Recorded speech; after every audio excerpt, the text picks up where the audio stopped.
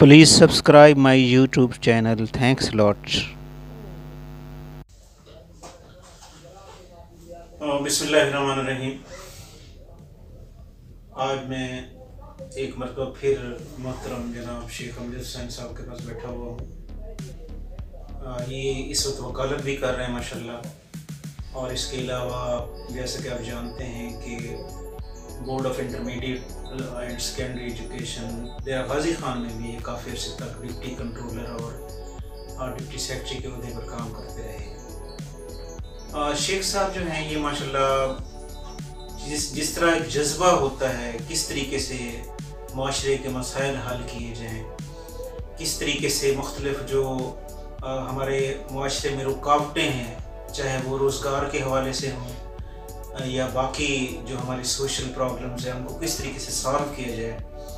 तो शेख साहब हमेशा अपनी कीमती राय से हमें नवाजते रहते हैं। तो आज मोहतरम शेख अमजद हुसैन साहब जो हैं ये हमें बताएंगे कि किस तरीके से मुल्क में बेरोज़गारी को ख़त्म किया जा सकता है, क्योंकि पाकिस्तान में इस वक्त 70% लोग जो हैं वो बेरोज़गार हैं और जो 30% लोग हैं वो जॉब पर हैं या अंडर एम्प्लॉयड उनको कहते हैं कि उनकी क्वालिफिकेशन ज़्यादा है लेकिन बिलो स्टेटस वो काम कर रहे हैं। तो शेख साहब आप प्लीज़ ज़रा बताएंगे किस तरीके से हम ये अनएम्प्लॉयमेंट का मसला हल कर सकते हैं।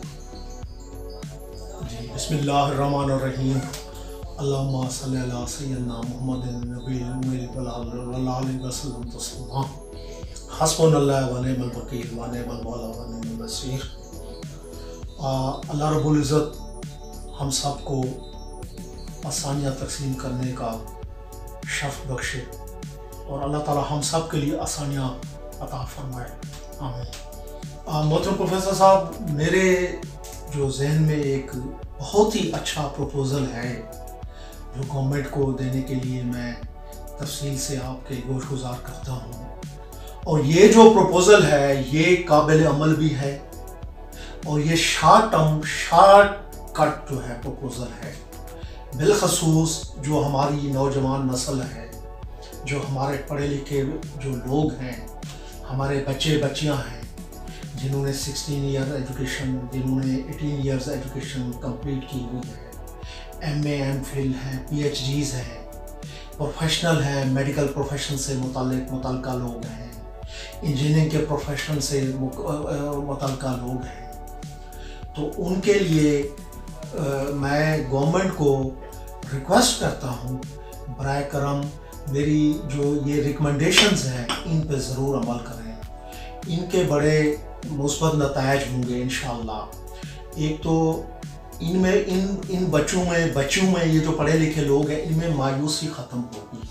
दूसरा, ये जो खौफनाक हद तक मुल्क छोड़ने की टेंडेंसी है, ये स्किल्ड लोग, ये टेक्निकल लोग, ये प्रोफेशनल लोग, ये मुल्क छोड़ने की इनके अंदर टेंडेंसी ख़त्म होगी जब अपने मुल्क में इनको रिस्क रोज़ी वाला बाइज़्ज़त जो है ना वो ज़रिया मिलेगा तो इंशाअल्लाह तो हमारा मुल्क भी तरक्की करेगा, हमारी इकॉनमी भी तरक्की करेगी। अच्छा, उसमें पहला तो ये है कि पाकिस्तान के अंदर जितने boards of intermediate secondary education हैं, इंक्लूडिंग जो सूबे के टेक्निकल बोर्ड्स हैं, सूबे में एक टेक्निकल बोर्ड होता है और हर सूबे में board of intermediate secondary education division level पे होता है, जैसे हमारे पंजाब में 9 हैं, इंक्लूडिंग तमाम जो यूनिवर्सिटीज़ हैं, इंक्लूडिंग तमाम जो प्रोफेशनल कॉलेजेस हैं जिनको चार्टर्ड कॉलेजेस का या चार्टर्ड यूनिवर्सिटीज़ का दर्जा दिया गया है। बराए करम वो तमाम जो मुतल्लिका अदारा जात हैं वो इन बच्चों को रजिस्टर करें, इनको इनलिस्ट करें, तरीक़ाकार के तहत, एक क्राइटेरिया के तहत इनका जो है ना पूल बनाएं, इनका पैनल बनाएं। अच्छा, उसमें अब बोर्ड्स की, यूनिवर्सिटीज़ की, प्रोफेशनल कॉलेजेस की जो कंडक्शन ऑफ एग्जामिनेशन होती है और जो कंडक्शन ऑफ एग्जामिनेशन के बाद जो मार्किंग का प्रोसेस होता है, उनमें इन स्किल्ड लोगों को, इन क्वालिफाइड लोगों को, इन बच्चों को, इन बच्चियों को बतौर बोर्ड के एग्जामिनर के बतौर बोर्ड के डिप्टी सुप्रिटेंडेंट के सिक्रेसी ऑफिसर्स के इंक्लूडिंग द यूनिवर्सिटीज़, इनको वक्ती तौर पर तैनात करें। अच्छा, एक मकूला है कि ना होने से बेहतर है कुछ ना कुछ रिस्क रोजी वाला सिलसिला जारी और सारी रहे। ये जो मेरी तजवीज़ है, इसके बोर्ड्स को, इसके यूनिवर्सिटीज़ को एक तो ये फ़ायदे होंगे कि हमारी जो क्वालिटी ऑफ मार्किंग है, जिनकी वजह से बच्चे बच्चियां बेचारे रीचेकिंग कराते हैं, जब वो रीचेकिंग कराते हैं तो उनका अंडर मार्क्ड होता है। एक तो ये खौफनाक हद तक ये टेंडेंसी बढ़ती जा रही है, लोगों की बच्चियों की जो स्टूडेंट्स हैं उनकी मायूसी बढ़ती जा रही है। इस पे कंट्रोल होगा। ये लोग पूरी कंसंट्रेशन के साथ पूरा चेक एंड बैलेंस जब बोर्ड का इन पे होगा, ये पूरे तरीक़ाकार के तहत जो है ना अपनी ड्यूटी सर अंजाम देंगे। दूसरा, ये काम पे लग जाएंगे। आप यकीन करें, जो मैंने कैलकुलेशन की है, इसमें कम से कम 3-1 लाख ये जो बच्चे हैं, बच्चियां हैं, ये जो क्वालिफाइड हैं, जिन्होंने अपनी 16 ईयर एजुकेशन कंप्लीट की हुई है, जिन्होंने अपनी 18 ईयर्स एजुकेशन कंप्लीट की हुई है, ये फॉर द टाइम बीइंग ये खप जाएंगे। और इनको एनुअली जो मेरी कैलकुलेशन है, जो मैंने ये सारा हिसाब किताब किया है, 2 से 3 लाख पर एनम इनको मिलेगा। अच्छा, वो वैसे तो ये जो ड्यूटीज़ है ये हमारे प्रोफेसर साहबान देते हैं, असातिज़ा कराम देते हैं। अच्छा, वो भी 17 ग्रेड एंड अबव के लोग होते हैं, वो ऑलरेडी मतलब अच्छे ग्रेड्स में होते हैं, बरसर रोज़गार होते हैं, उनका मुस्तकिल ज़रिया होता है, फिर उनकी मसरूफियात होती हैं, फिर कभी वो ड्यूटीज़ पे नहीं आते, कभी वो रिफ्यूज़ कर देते हैं, या शाज़ो नादिर ऐसे भी केसेस होते हैं कि वो पूरी तवज्जो से काम नहीं करते, रिजेंटेंटली जो है वो कैंडिडेट्स मुतासर होते हैं। तो बराए करम इन सब को ट्यूटर डिक्लेयर करके अपने पैनल में, अपने पोल में, बोर्ड्स भी, यूनिवर्सिटीज़ भी इनको रजिस्टर करें, इनको इनलिस्ट करें। आप सर देखेंगे इनका जो नतीजा निकलेगा इंशाअल्लाह वो बहुत अच्छा होगा, वो हर हवाले से बहुत अच्छा होगा।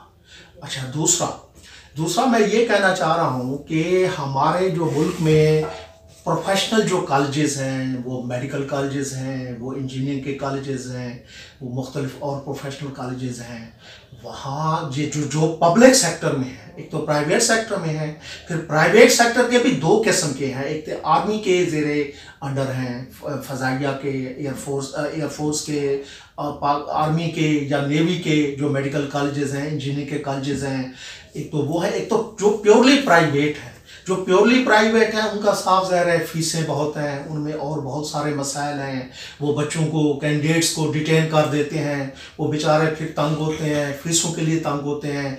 मैं रिक्वेस्ट करता हूँ एजुकेशन डिपार्टमेंट से, मैं रिक्वेस्ट करता हूँ हाई अप से, मैं रिक्वेस्ट करता हूँ गवर्नमेंट से, पॉलिसी बनाने वालों से, कि इन प्राइवेट, ये जो पब्लिक सेक्टर के जो मेडिकल कॉलेजेस हैं, इंजीनियरिंग के कॉलेजेस हैं, ऑलरेडी वो सेटअप मौजूद है, ऑलरेडी वहाँ क्लासेस हैं, ऑलरेडी वहाँ फैकल्टी है, ऑलरेडी वहाँ इंफ्रास्ट्रक्चर है, वहाँ शाम की क्लासेस, सेकंड टाइम की क्लासेस लगाएं, यानी वो एक अलहदा हो, वो सेल्फ फाइनेंस बेसिस पे हो, लेकिन उनका सेल्फ फाइनेंस वो हो जो ये जो प्योर प्राइवेट सेक्टर के लोग, ये जालिमाना इनकी फीसें हैं, कम से कम हमारा जो सफ़ेद पोश तबका है वो इनसे तो बच जाएगा। और वहाँ पे ये इनको हर किस्म की सहूलत भी है, वहाँ पे फैकल्टी भी जो है ना बहुत अच्छी है। तो दूसरी मेरी रिक्वेस्ट यही है कि ये लाजमी हुकूमत इस पर गौर करे और यहाँ इनको एडजस्ट करे। बस ये मुख्तसरन मेरी ये 2 सबमिशंस थी, तो इंशाल्लाह इनके बहुत ही अच्छे फ्रूटफुल नतीजे होंगे। Thank you very much.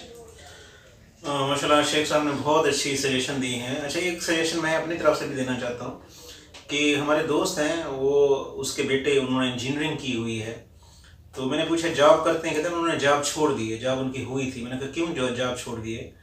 तो वो बता रहे थे कि सर वो घर बैठ के डॉलर कमा रहे हैं, अब फ्रीलांसिंग का दौर है, ई-कॉमर्स का दौर है, घर में कंप्यूटर रखा हुआ है, घर में बैठ के जनाब वो बाहर से ऑर्डर लेते हैं, उनके काम करते हैं और डॉलर उनके अकाउंट में आ जाते हैं। तो मेरी नौजवान नस्ल से ये भी दरख्वास्त है कि बजाय इसके कि बेरोज़गार रहें और ऐसे अपना टाइम ज़ाया करते रहें, तो इस साइड पर भी आ जाएं, फ्रीलांसिंग वाली साइड पर। और ई कॉमर्स वाली साइट पर इस तरीके से वो घर बैठकर मुख्तलिफ कंपनीज जो हैं वो उनको काम भेजते हैं, वो काम करके उनको वापस फिर जैसे उनकी रिक्वायरमेंट होती है वो उनको वापस ईमेल कर देते हैं। तो इस तरीके से उनके अकाउंट में डॉलर आ जाते हैं। और यकीन माने डॉलर का रेट अब कितना है, वो घर बैठ के हर बंदा जो है 2-2.5 लाख महीने का कमा रहा है। तो शेख साहब बहुत बहुत शुक्रिया सर, आपका आपने टाइम दिया, थैंक्स अ लॉट।